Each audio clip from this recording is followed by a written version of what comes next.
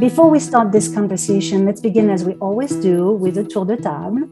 I'm going to ask each of you to tell us your name, what you do, and why you're interested or passionate in this topic in about a minute. So why don't we begin with you, Kristen? Okay. My name is Kristen Simonson. I am a high school science teacher in Saskatchewan, Canada. So right in the middle in the Prairie provinces. I've been a teacher in the public system for, this is year 23.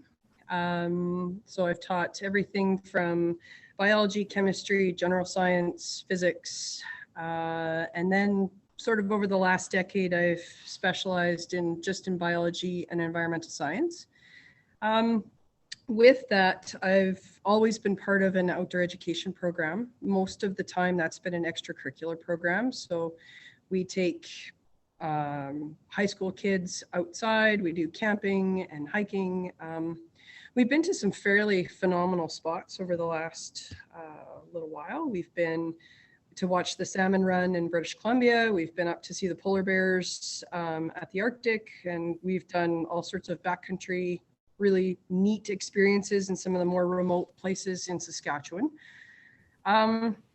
As far as who I am, I have a family. I've got 17-year-old twins, and we live on a native prairie acreage right outside of a little town called Swift Current. We try and do all things about permaculture and sustainable living. We've got livestock, and so we do lots of rangeland management and water quality assessments, and that's kind of just a huge part of my life. So all these topics tend to spill over from one category to the other. It's how we live, it's how I teach, and then it's how I came up with the idea of our business, our enterprise too, which is the Sage Creek School.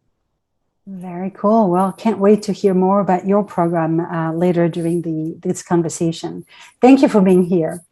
Max, would you like to introduce yourself? Sure. So my name is Max Noble. I am an evil genius. Okay. I help minions become masterminds. I've been doing this for about 8,000 hours now. I've logged over 8 facilities throughout Asia.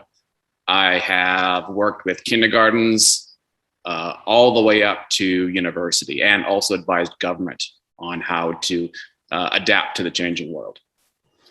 So yeah, that's me. Done. Next. Done. Next. And where does your passion come from? It comes from wanting to change the world, right? I don't like the way the world is, and I want to change it. And I found out very quickly that adults don't have the ability to change in their lifetime unless they're forced into it. So starting with the next generations is far more productive, and they have far more potential. Very true. Thank you very much for being here. Can't wait to hear more about your program as well. And finally, Heather. Thank you, Virginie. My name is Heather McTaggart, and I'm currently living in Toronto, Canada, and working here as well, although mostly virtually.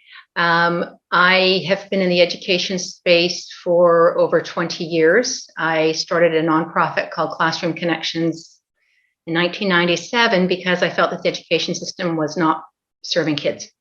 And it was a lot of the same, excuse my French, garbage that it was when I was a kid, and hardly anything had changed. And so I started on a journey to try to make adjustments to that.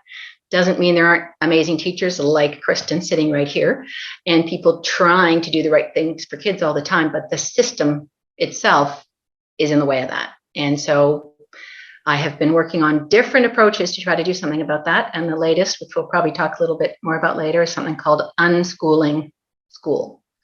It's not a school. It's the idea that we could unschool our current schools and use the resources and the staff and the facilities in a way that actually serves kids. Fantastic. Great. Thank you for being here. So in a previous discussion in episode 22, another group talked about how disruption is the new normal for our education system. And one thing that I took away from that discussion is that there is a diversity of educational program available out there. Yet people don't know that they have options. Some of the most asked questions from parents are, what are my legal rights? And what are my children's rights when it comes to education? So before we talk about those new emerging forms of education, let's reflect for a moment on this first question. What is essential to learn in life? And I invite any of you to just jump in.